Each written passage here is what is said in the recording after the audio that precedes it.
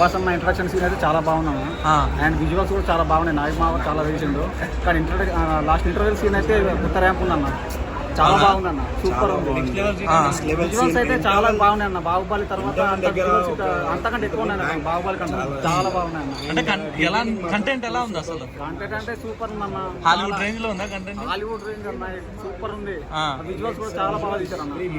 కానీ interval bank అయితే ఖతర్నాక్ super ఉందన్న. ప్రభాస్ గట్టి హిట్ కొట్టేశాడు అంత. గట్టి కొట్ట అన్న. తర్వాత బాహుబలి కంటే ఎక్కువ అవుతుంది. అవునా? బాహుబలి కలెక్షన్స్ బ్రేక్ చేస్తారు.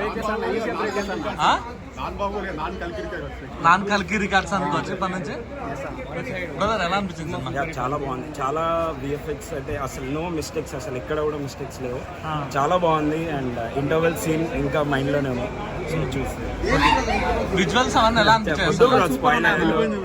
అలా ఏదైతే అందరు వెయిట్ చేస్తున్నారో దాని హాలీవుడ్ లో ఇలాంటి విజువల్స్ ఏ సినిమాలో కూడా లేవు. డే 1-200 crores పక్కా. ఓకే. ఆర్జీవి సార్ ఎంట్రీ ఉంది కదా, ఎలా అనిపించింది అప్పుడు థియేటర్? అది అయిపోయింది. చాలా అన్ఎక్స్పెక్టెడ్ క్యామియోస్ అన్నీ ఉంటాయి. ఓకే.